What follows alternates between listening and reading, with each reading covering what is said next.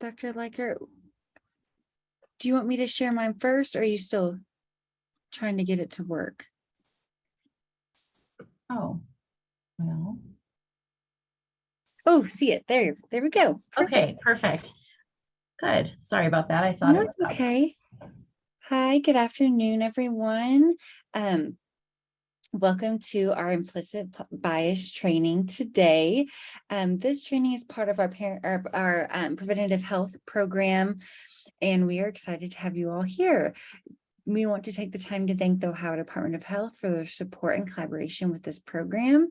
Many of you all have been here for all of our webinar of the month trainings, or lots of them, and this is sadly our last one, but we will be having quarterly trainings this year starting in December. So that's exciting. We'll still have some trainings. We'll still have all these resources that are available to you all that are on our website in both English and Spanish for caregivers and providers. Next slide, please. And that information is listed here. And if you have any questions, you can always email me. Next slide, please. Our quality improvement project for primary care providers kicks off in December, which is so exciting. It is a 9-month quality improvement project. You get free resources, practices, will get a cash incentive for participating, action period calls with experts each month, and you get to choose your screening tools that you will measure based on the categories listed there on the slide. It is very easy to do the data collection. There are no chart reviews, which is great. Even though we do love projects with chart reviews too, but it makes it a little simpler with pulling that data for this project. Next slide, please. And then we have a flyer with all the information there, and I can send that to you if you're interested in the project. Next slide. Post-survey evaluation. I will be sending out the post-survey evaluation. I have it ready, so it will be in the chat box at the end, and I'll send it in an email afterwards. Please fill this out as soon as possible and complete 90-day action plan surveys included in that post-survey evaluation. And then in 3 months, we'll be following up with you, so please look for those emails. Next slide, please. And I will go ahead and pass it over to Dr. Kelly Liker. Thank you so much for presenting on this important topic today. If you want to turn on your camera too, and everyone else can leave their cameras off and their lines muted, and we will get started. I would love to turn my camera off, but then on, but I won't be able to navigate with my mouse on because it's my Surface Pro is connected. It's kind of a it's okay. situation. Is that okay? Yeah, that's okay. Okay, I will show my face at the end, and especially if there's questions. Okay, so let's get right to it. Thank you guys all for spending the time today and joining, and please feel free to ask as many questions as you'd like. So very easy beginning. What is bias? It's thoughts or feelings we have that are not neutral in nature. That demonstrate some sort of preference toward or aversion away from an individual or group. So I wanted to include some things that I thought might be more neutral, just to kind of make a comparison. So I think that the associations between peanut butter and, for most people, jelly, night and day, salt and pepper, these are things that we frequently associate with one another, but we may not have any particular thoughts or feelings, positive or negative, about those things, unless of course you're allergic to peanut butter and maybe there is a negative association for some of those reasons. But those are typically things that are more neutral in nature. Now, consider for a second what the first thought or feeling or word comes to mind for you when you see the following words or hear the following words. Government, religion, urban, rural. Now, you may not have had an association to, negative or positive for all of those, but you might have had some feelings or some words come to mind that did have one of those connotations. And that's really kind of a bias that we have based on a lot of experiences that we have as children and adults, the way that our environment is configured and everything that contributes to it. And so, we have this innate tendency toward categorizing, putting people in boxes, putting information into a way that makes sense to us. This happens without us even realizing it. And because we have that tendency to do that, every input that we have from all of our environment and experiences and people that we interface with contribute to this. So it's kind of important to think about perception when we're thinking about bias, because I don't know how many of these kinds of photos you've seen on social media, how many people's feet and legs that we've seen in beautiful locations and, sharing with everybody where they are. And we might generate a certain feeling from seeing those photos. But then, in reality, what the photo really represents is something completely different. And if you can't tell, it's a computer screen and somebody's fingers. But I think it's just an example of how, with a different perspective, we might have a different feeling, positive or negative, toward what we're looking at, or we might understand it differently. So I'm going to share some more kind of general non-healthcare related examples so you can see. I think this is an interesting example of how bias can play out. So think for a moment about how you might answer this question. And hopefully you are not a meteorologist and you are not able to analyze the actual characteristics of the storms that are illustrated here. Which hurricane might you guess would be more dangerous? Well, maybe intellectually you would say, it doesn't really matter what the names of them are. That doesn't dictate how severe or mild a storm can be.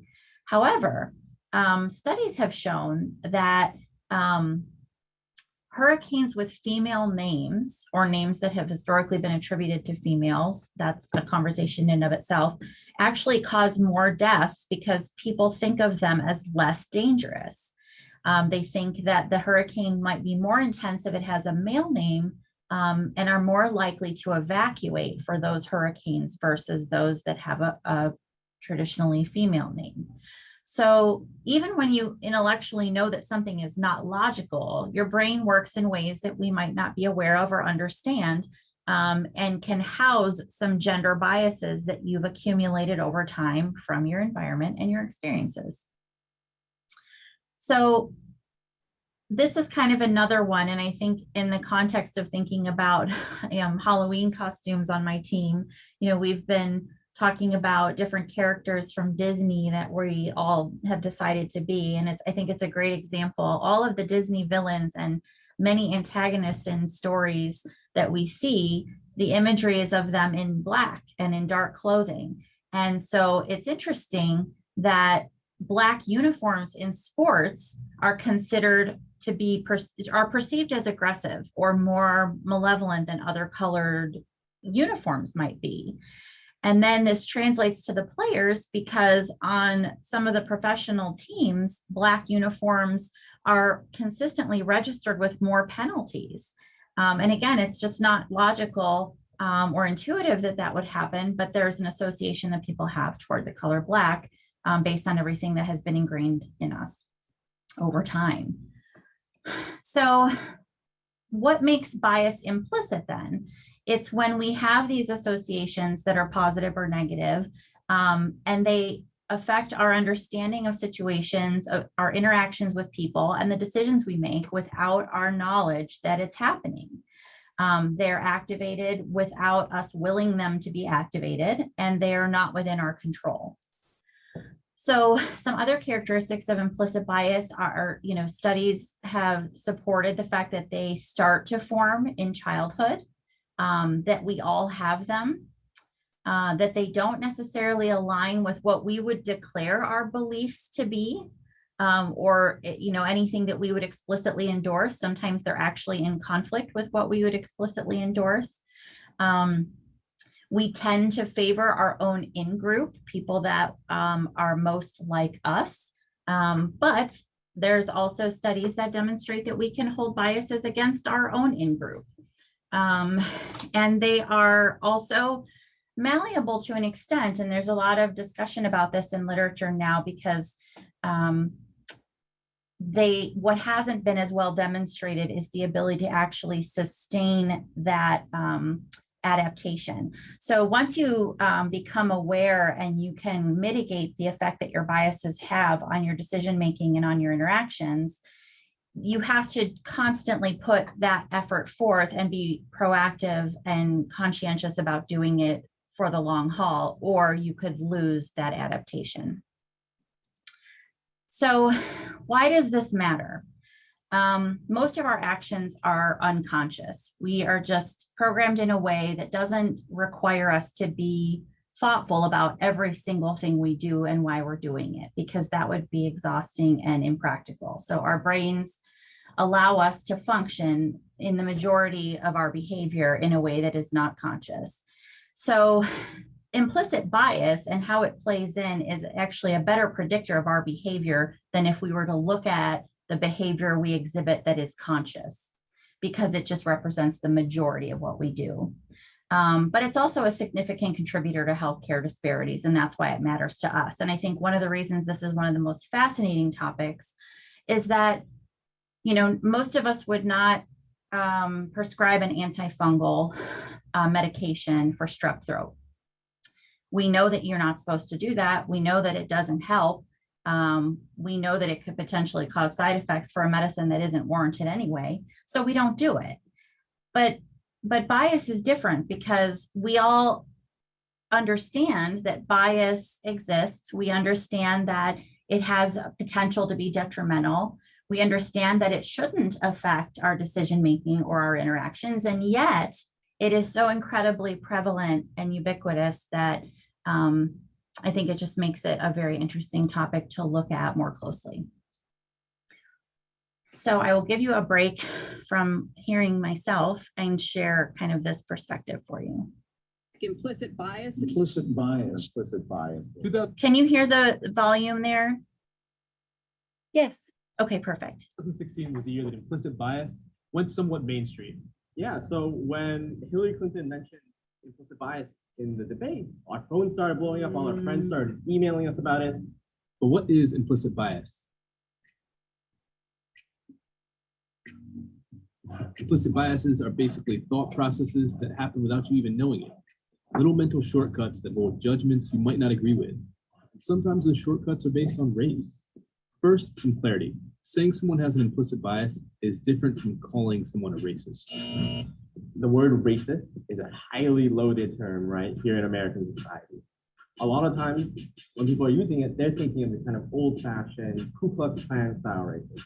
But implicit bias isn't anywhere near that, explicit. Implicit bias is something that comes out of ordinary mental functioning, out of how the mind normally works. We've all grown up in a culture with media images, news images, conversations we heard at home, our education. Think of that as a fog we've been breathing our whole life. We never even realized it, what we were taking in. And that fog causes associations that lead to bias. I somehow know that if you say peanut butter, I'm going to say jelly. That's an association that's been ingrained in me, because throughout my life, peanut butter and jelly are together. And in many forms of media, there is an over-representation of Black men and violent crime being paired together. And because of that, I actually deep down inside have been taught that Black men are violent and aggressive and not to be trusted, that they're criminals, that they're thugs. With all those associations, I'm not trying to let us off the hook, but in some ways, none of us stood a chance.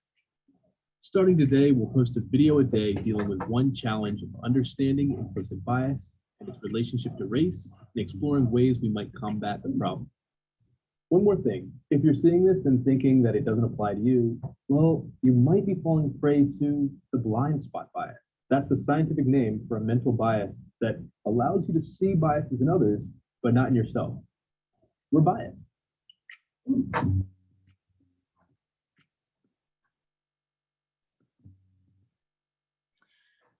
So bringing this conversation to healthcare specifically, the studies really support that healthcare professionals demonstrate the same amount of implicit bias as the general population. So we are no better or worse than the general population when it comes to exhibiting implicit bias.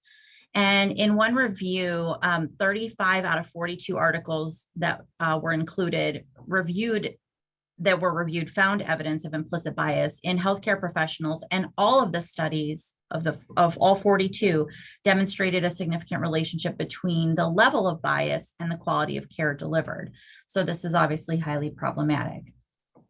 So what are we biased about? Well, in that systematic review, they identified a whole bunch of ways that we categorize people in our brains and things that we know about them and ways that they identify in the world.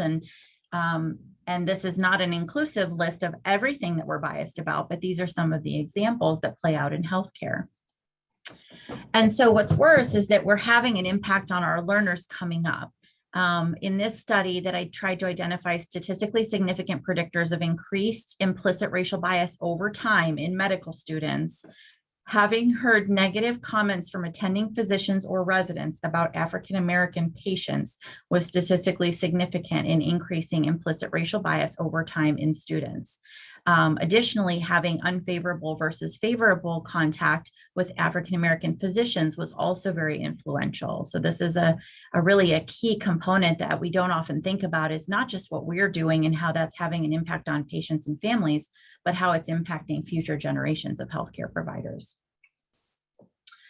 So I'm using child maltreatment today in kind of as the context for the examples that I'm providing. And I think I'm doing it for a number of reasons. I think there are ways that this information can be easily translated to other areas of medicine, but I also recognize that, anyone in a position of interacting with children and families still experiences, family violence, and concerns that arise for family violence, for child abuse and neglect, even if this isn't the specialty that you work in. So I think being able to think about the decision-making that you engage in potentially around reporting or evaluations that you could perform medically or referrals you make will all, I think, play into this conversation for those reasons. So many of us are aware or have learned about biases that exist in research, study, design, and interpretation. But there are also biases that affect our ability to accurately recognize possible child abuse or neglect.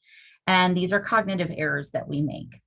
So selection bias is one example of these. And this is what may impact who gets an evaluation for child abuse. So if a family or caregiver, for example, is felt to be appropriate, however you define that term, then the child might be less likely to be evaluated or to receive as comprehensive an evaluation as the children determined to have bad, inappropriate, or suspicious caregivers. And if this happens, then you might determine that the results of the evaluation support the predetermined beliefs you had about that caregiver, which then justifies the selection bias that we started with, reaffirming that we were right about the family being good or bad or appropriate or not. Confirmation bias refers to our tendency to rely on or place greater weight on findings that support our theory and to disregard or place less importance on findings that conflict with our theory or differential. So using the same framework, we might determine that for the child of an appropriate family, there must be some explanation other than abuse, and the confirmation bias will act toward all of those alternate possibilities. The reverse may then be true of a suspicious family. We might be conscious of our determination of families in this way, but if the bias is implicit, then we wouldn't be aware that we're making this categorization. Anchoring refers to inappropriately focusing on one area to the exclusion of others, and the focus is often, but not always, a subjective one. So this can happen when a caregiver presents as belligerent and the behavior becomes the focus of the evaluation, leading to questions of the caregiver and subsequent decision-making that ultimately reinforce and address only that one focus. Likewise, prior knowledge of a family being affluent or well-educated might position someone to question less or to do less based on that one feature of a family. Stereotypes are beliefs based on, people having certain characteristics, that these beliefs are fixed and generalized to groups. So sometimes we have ideas about the kind of children that become vulnerable to maltreatment or the kind of parent that would perpetrate maltreatment. And this is problematic as well. Surveillance bias is an emerging area of research interest in child maltreatment work, and this refers to bias that occurs when people are disproportionately referred to children's services, for example, because they're already receiving some other kind of services. They're engaged in programs or resources and are more visible to professional reporters than people who are not engaged in those programs and services. So this is an older study, but has been a kind of gold standard example of evaluations that were conducted for a number of children under 3. Abusive head trauma is the acronym here. And in these children, it was not recognized in over a third of the first visits of these children. It took an average of 7 days and almost 3 visits in total to identify that the children actually had findings of abusive head trauma. So they looked at, who did they miss? Well, what happened to the kids that were missed first? And ultimately, a quarter of them went on to suffer additional injuries. 40% of them had medical complications because their injuries weren't treated in a timely fashion. And then 9% of those children died. And when we looked at when this study looked at who we missed abusive head trauma in, it was the youngest of children who, of course, are nonverbal and could not talk about what they were experiencing. They were white children, and they were children of 2-parent households. So, and then children that didn't have severe symptoms that had more kind of mild or non-specific symptoms.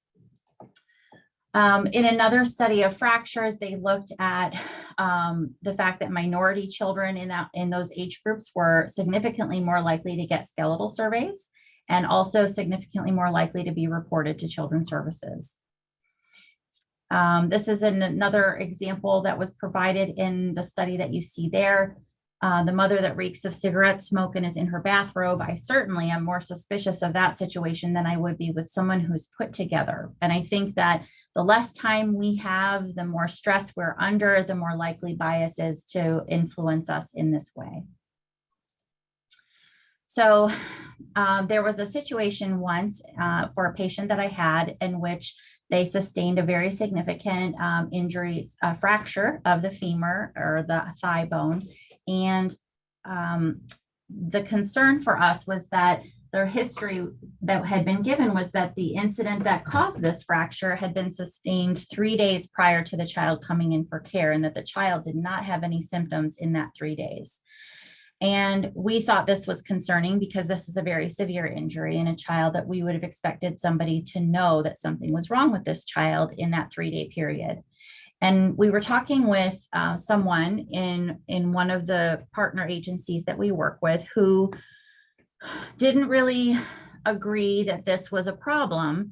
And we kind of went back and forth for a while, and we talked a long time about, why this was such a bad fracture and why it would not have been completely without symptoms. And we really weren't on the same page in that discussion. And it wasn't until the end of the discussion that the person disclosed an event that happened with their own child in which they had an abscess, and the abscess had developed over a period of time, and the parent, this person that we were speaking with, did not recognize it.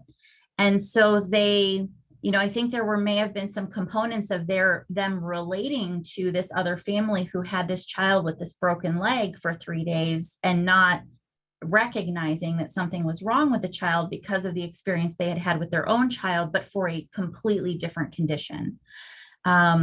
And so maybe being able to empathize with a caregiver in that situation, or maybe feelings of guilt for not having recognized something in their child sooner, all of these things may have been at play when they were having this conversation and coming from a completely different perspective, even though these findings are very different. And one might certainly not be aware that an abscess is developing, but the fracture would be very different in its interpretation.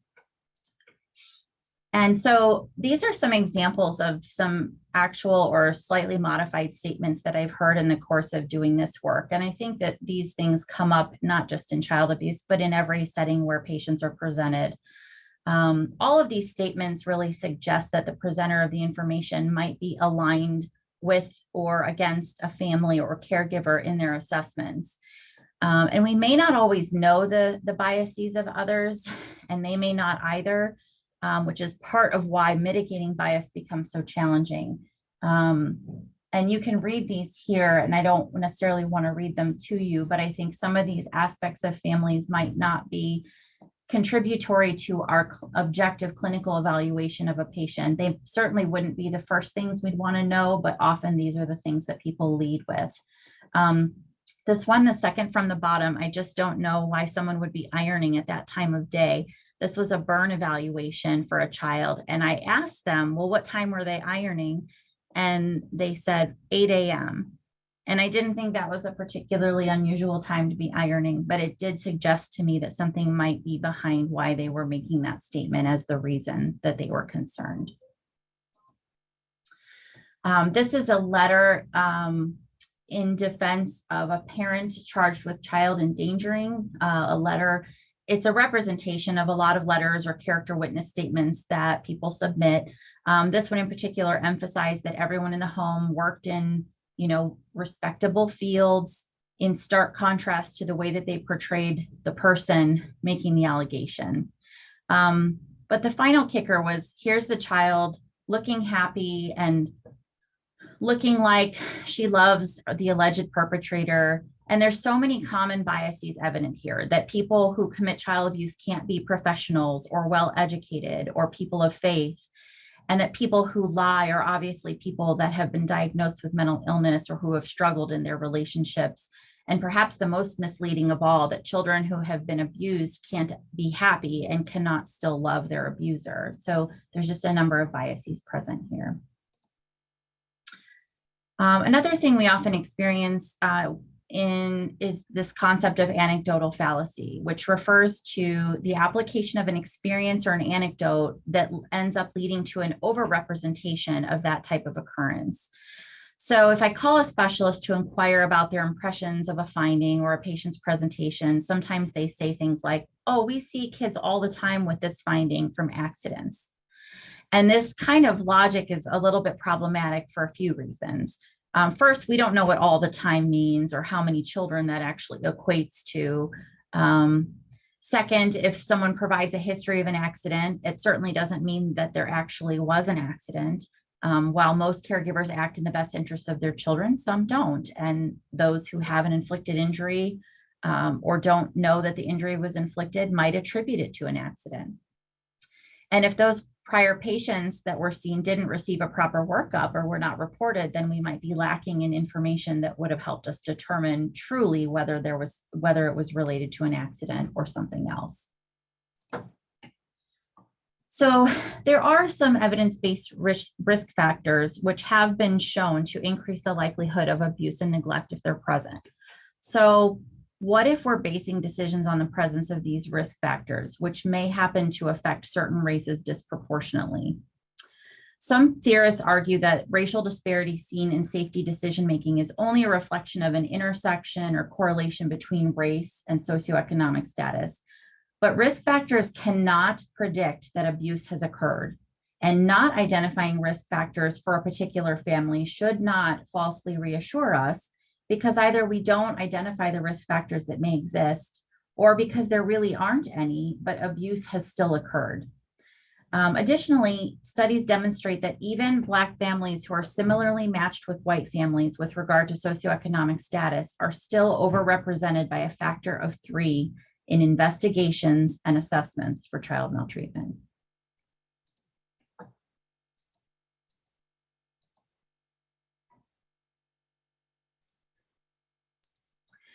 So there's a lot of steps in a process to assess for maltreatment, and this is really the bigger picture of all of the components involved beyond medical evaluations and assessments. Bias can come from our internal belief system, as we mentioned before. It can manifest when we interact with other people. It can be evident in an institution's policies and guidelines. It can be structural across institutions and in a society as a whole, in our laws and social mores. Predictive analytics is a hot topic in child protection work to see if we can use it to determine whether we can use data to make decisions that are accurate or consistent or fair. But this work is still emerging and has not provided clear direction in that regard. And this graph depicts the distribution of screened in referrals by the groups that you see listed. So we see that the overwhelming majority of reporters are professional reporters. They're teachers, they're medical and mental health providers, they're police officers. So if we think that any of these disparities would be associated only with reports that originate from non-professional reporters, then we would definitely be mistaken. The ability to separate bias from objectivity in this kind of decision-making is not at all dependent on any particular set of credentials or professional experience. Studies in bias in child protection demonstrate similar themes as in medical evaluations. Studies support that race can affect rates of substantiation of abuse, the duration and quality of assessments for abuse, and decisions around removing children from the home or from caregivers. So we have to be cautious how we interpret available national data on confirmed victims of maltreatment, most of which might suggest on its surface that there's a higher rate of abuse in minority, racial, and ethnic groups. These reporting structures require that for a victim to be identified in most databases, they have to come to the attention of an agency or organization that collects and reports the data. So for this to happen, a child has to be chosen for evaluation of suspected abuse, has to be reported to the agency, and that report has to be accepted for response. If bias exists in any of those steps of the data collection, then we're skewing the prevalence data accordingly. In other words, just because there might be data supporting a higher rate of abuse in a certain group, it may be that other groups are not being reported or are not receiving a response as frequently. Similar findings have been presented in research pertaining to court proceedings and decisions. So the disparities extend beyond child protection decisions and into foster care, where many child victims of abuse and neglect are placed.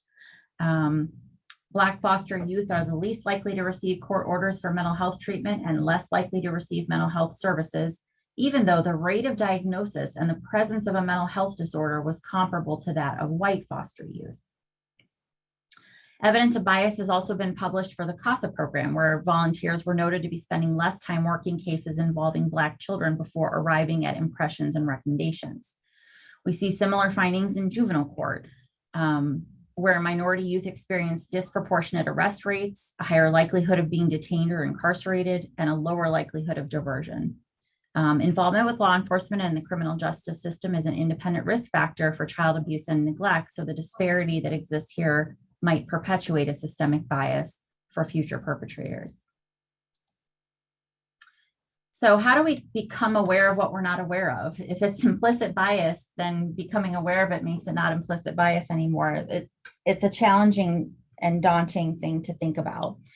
Many of you are probably familiar with this implicit association tests that are available on the Harvard website, and the website is there, but you could also Google these.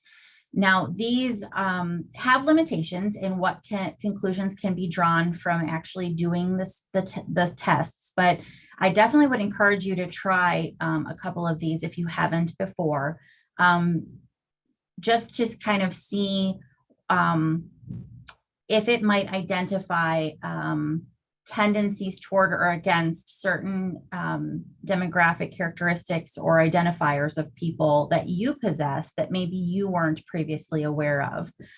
It doesn't necessarily translate to how we're going to act and whether bias is going to play a role in our day-to-day, but it definitely might make you more aware of an association that you weren't otherwise aware of within yourself. Other ways we can do this are just to assume that we have some sort of implicit bias.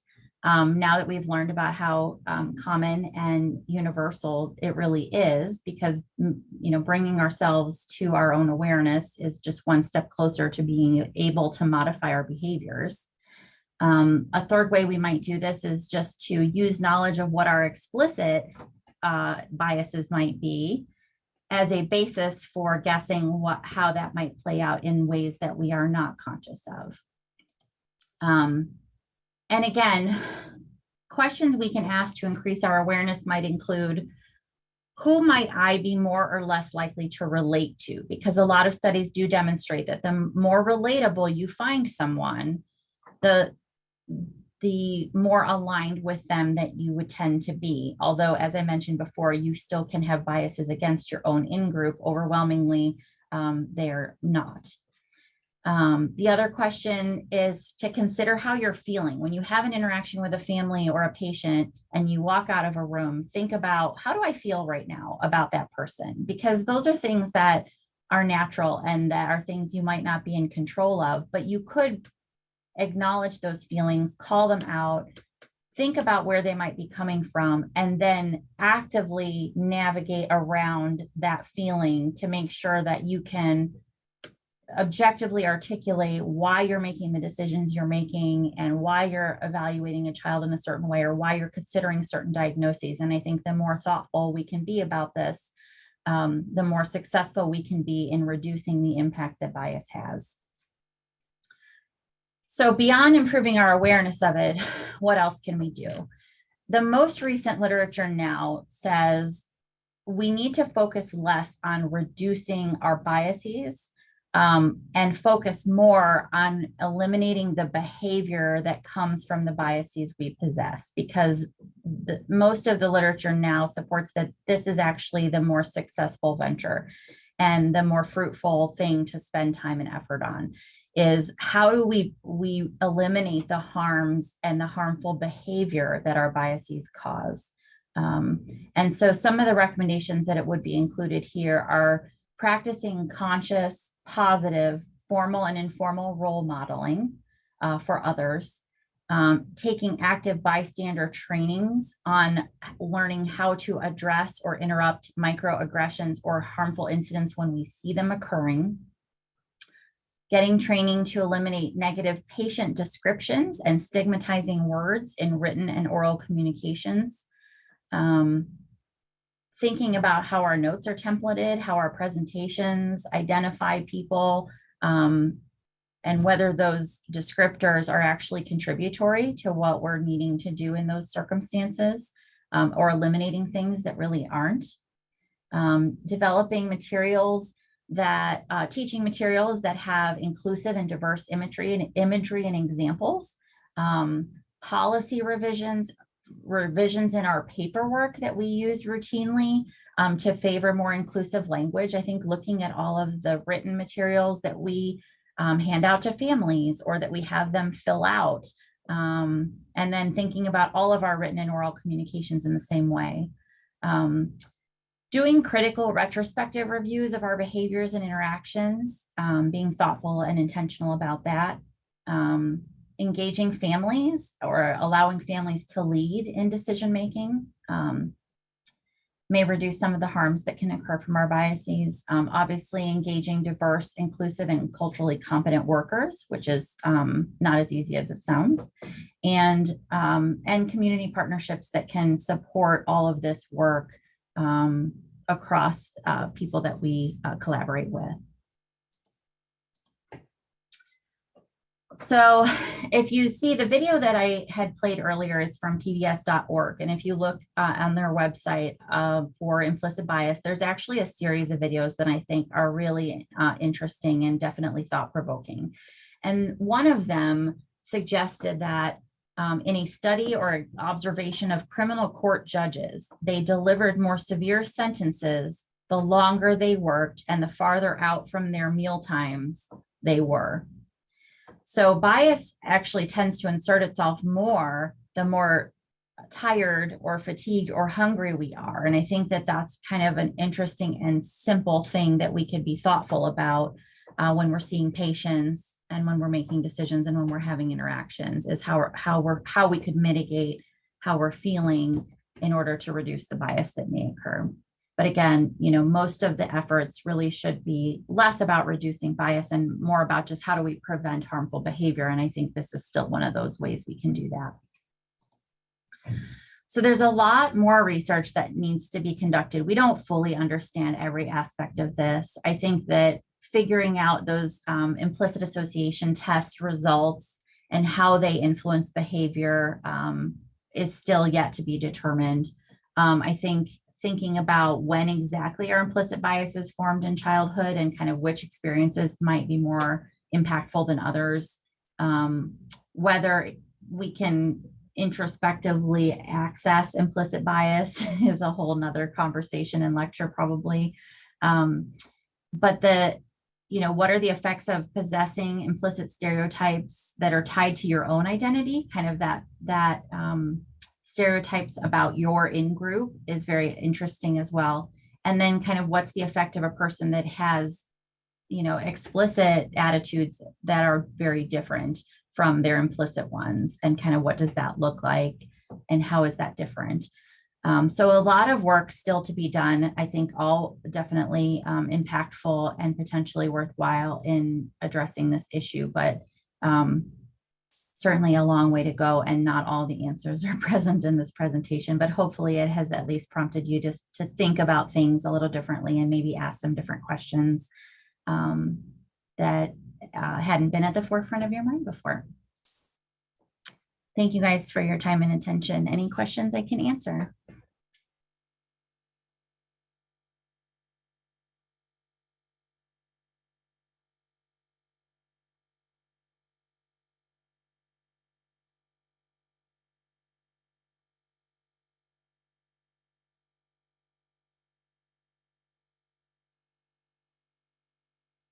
Dr. Leiker, there's one question or statement in the chat box from Dr. Dritz. I can either read it to you or you're welcome to read it as well. I'm looking at it right now. Oh, perfect. Okay. So the ways that this plays out in beyond maltreatment. Yeah. The ways in which patients and I connect or don't connect, and building trusting, supportive relationships.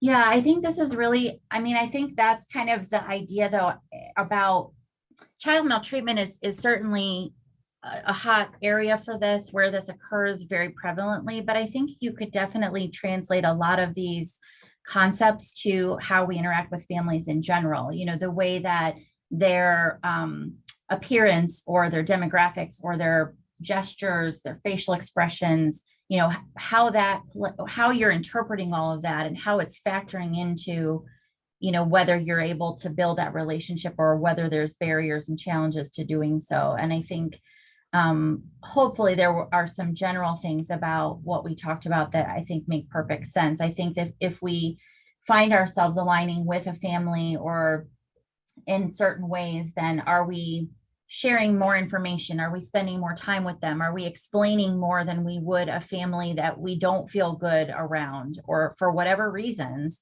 Are we withholding information? Are we spending less time? Are we doing less, providing less resources, fewer referrals for families because we feel a certain way, because we've categorized them a certain way in our minds? And so I think just kind of walking out and of rooms and kind of assessing ourselves in a more routine and consistent manner might get us to some of those conversations. I know I've definitely, come out of consults and said, I really like this family. And I tell my team that, and I say, okay, walk me through what we're doing, why we're doing it, and what evidence will support these decisions, because how you feel and you really don't want that to play a part. But I think we can do that in any setting that we're in for any type of medicine that we're engaged in. And I appreciate you very much making that comment, because I think that is very much a challenge day to day for seeing, so especially when you see so many patients and families in a day and have not very much time to do all this work and think about all these things.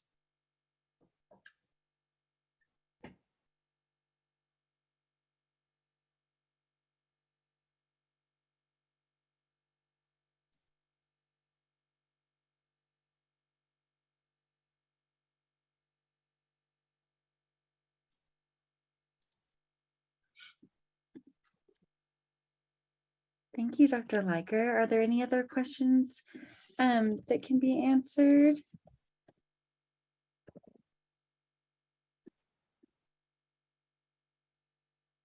Wonderful. Well, thank you everyone for joining, and thank you again, Dr. Liker, for presenting and sharing this great information with us. We're glad that you were able to speak, and thank you to Haley and the CAN committee for allowing us to speak during this training as well. The slides and resources will be available very soon, and I am putting the CME survey in the chat box so everyone can take that and receive your MOC Part 2 and CME credit and a certificate. If there's any questions, please feel free to send me or Haley an email, and we look forward to hearing from you again. Thank you again, Dr. Liker. And thank you again to ODH for their support with this program. Yes, thank you to all, and thank you for having me. Yeah, of course. Have a great Thanks. rest of the week and a good weekend.